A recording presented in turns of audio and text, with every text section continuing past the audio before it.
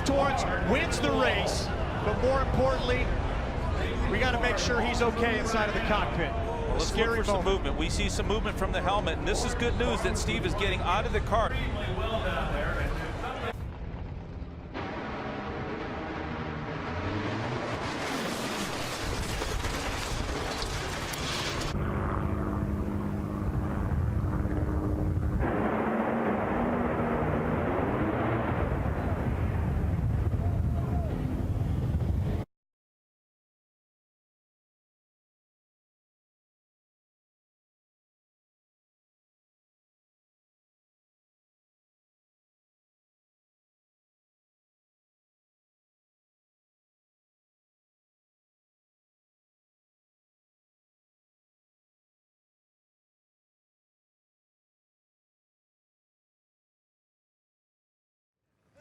Steve, we're extremely happy that you're okay, and you hopped out and you still wanted to know if you won the round.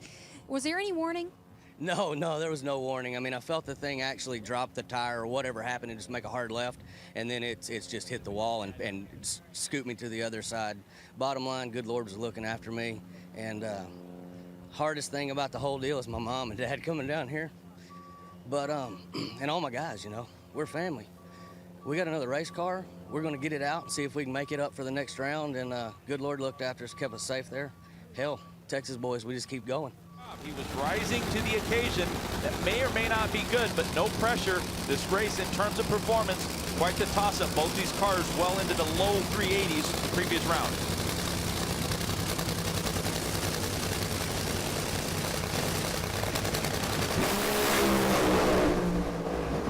Courtney runs out of steam in the champ.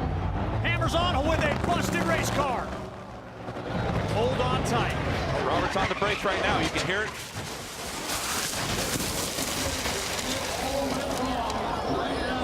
Carrying a lot of momentum into that sand trap. So a scary moment for Robert Hight. Has problems crossing the finish line. Good news is he climbs out despite a car that slid all the way through the sand trap, went up against the catch net. The question now becomes, will that man, that team, the champions, be able to make it back for the funny car final?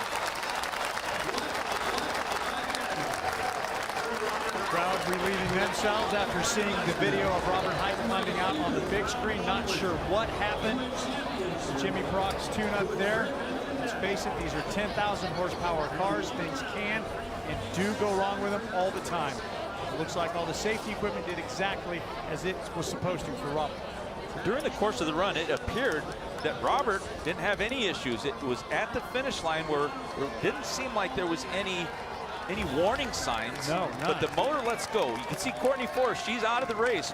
Left side of your screen, Robert Hight right there, right at the finish line. But oddly enough, when it explodes, typically we'll see a backfire. It'll knock the supercharger off, and it'll release the burst panels that are just on the outside of the injector. But this is a very big explosion.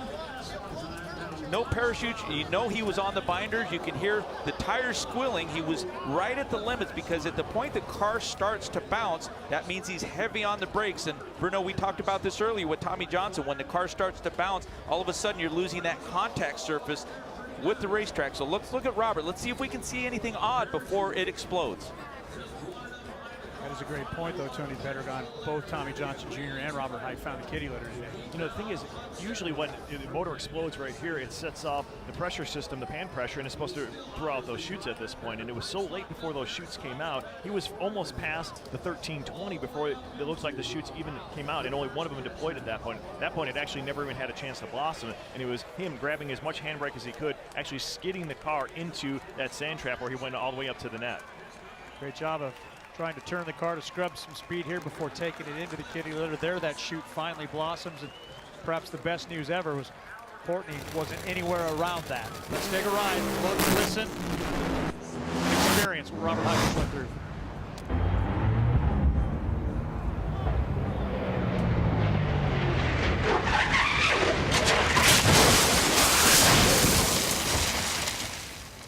But as we said, good news is Robert able to climb out. Robert is now with Amanda. Robert, you were just talking to your team owner, John Force, and you said you have no clue why it pulled so far to the left when it blew up. What did you experience inside your funny car? Well, when it blew up, it was almost like it blew a front tire or something, because it made a hard left, and the body was kicked up on it. And so the right side of the body where the parachutes were, I couldn't reach them. So I went for them twice. That's why it was so late getting the chutes out. But man, I've never, all I was worried about was where's Courtney? Did not want to hit that advance car. But I didn't even know we won or anything else. I've never been in the sand. First time.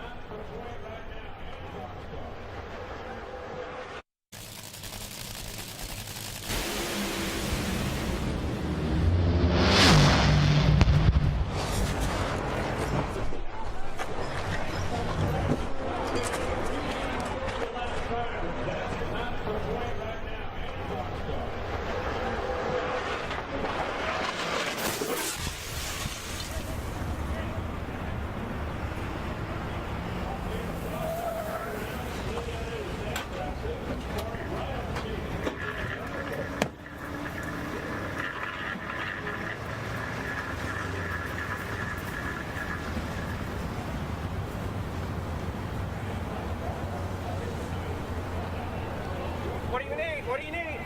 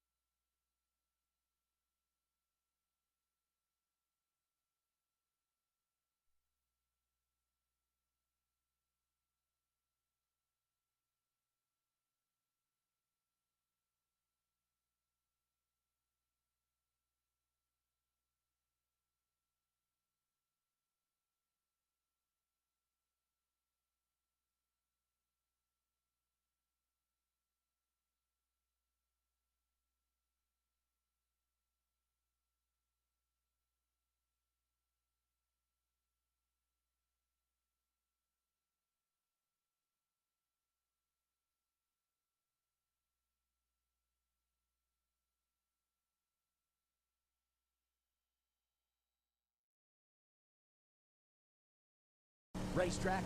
Sydney's in, waiting for Castellano. A couple of Corvettes here. They are in and set. Castellano, whoa, hang on there with them Corvettes. Woo, boy. Oh, Sydney got some oh, hang on there, Sydney Frigo. Into the wall, top end, over and over, and a wild one there. Is Sydney moving around. And you saw that car as he tried to stay with it, lifted, got back in it, and that baby made a left turn into the wall. And the NHRA safety safari on it right away as they are making their move towards it. The safety safari was moving before that came to a stop. So a wild one there for Sydney, unfortunately, is that baby just all of a sudden, Joe Costello, of course, he went 584, 9, 236. Mike Castellano at 592.4. But a wild run there as Sydney, unfortunately, Joe saw that baby get down there and it was moving around. He lifted and got back in it. And then that thing all of a sudden made a left turn and just went nose first into the wall. So here we go. Head start Monty. Don doing the chasing. Here comes Don. Ooh, Don. Whoa, Monty's car makes a move there. Nice save. Whoa, Monty Green over. Don Bisbee also into the wall at the top end there, as I believe he got into the parachute of Monty Green's car there. Don Christie will take the win, but nobody cares right now, as you saw Monty's car get loose there and make a move, and I thought he saved it. But then it came over into Don Kritzky's lane, and Don appeared to get into the wall at the top end there, trying to avoid Monty. It's just a wild one there. But the safety safari on the move at the top end there to check out the condition of both drivers. So an unfortunate incident there between Don Kritzky and Monty Green. And I'm not going to give you any information until I receive it from the top end, because I don't want to give you any false information. So again, just an unfortunate incident there at the top end between Monty Green and Don Kritzky. The numbers right now mean absolutely nothing to these crew members and the drivers. Safety Safari does an outstanding job, but you saw as you're watching go down the BIR quarter mile there.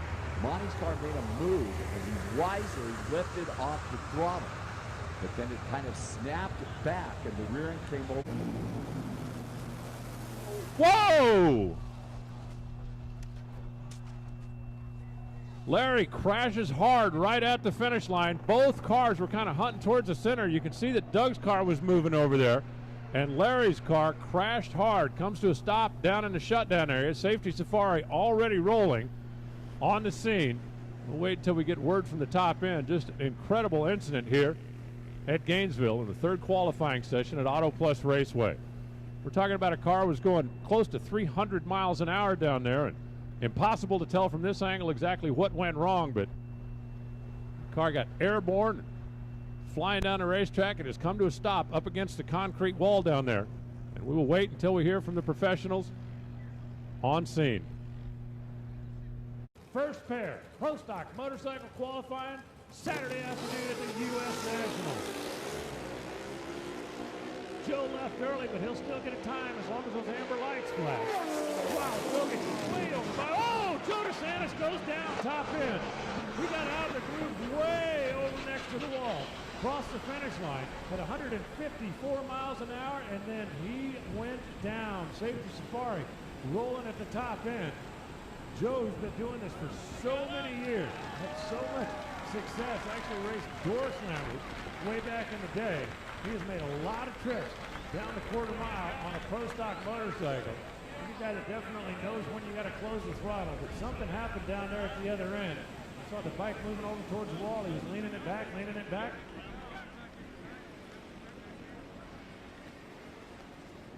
and then right at the finish line, Kramer's car pushes over out of the groove. He's trying to hang with it. He made the right choice. Whoa! Derek pedaled it, tried to get back after it, gets it sideways over into the wall and up on its roof in the shutdown area. Derek Kramer's car shook, rattled the tires, moved over out of the groove. He was fighting with it. It looked like he took his foot off the throttle, and just when I was about to say it, that was the wise choice. He tried to get back after it. You know they've got enough power in that Hemi to run down there in that 680 zone, and I think Derek just so desperately wanted to qualify. Got back on the gas with the car out of the groove. Saw it come sideways across the track, upside down, into the left guard wall. It tumbled through the shutdown area. The safety safari guys, medical personnel right there on the scene. Scary moment at the top end of the racetrack, and we have already gotten word from the top end of the racetrack. Derek Kramer is out of the car, talking with the safety personnel. There you can see up on the big screen, leaning up against the wall, the safety safari right in the woods out there. We're talking 100 here or 100 there, being the difference. Oh, Allen's car goes left when he let the clutch out. Oh, and V Gaines, top end, gets in trouble. Allen's car, as soon as he let the clutch out, made a hard move towards the left, got over, clipped the block on the center line, and then further down track, V Gaines got sideways and went over. The safety safari on their way down there. Oh, a scary moment here at Z-Max Dragway.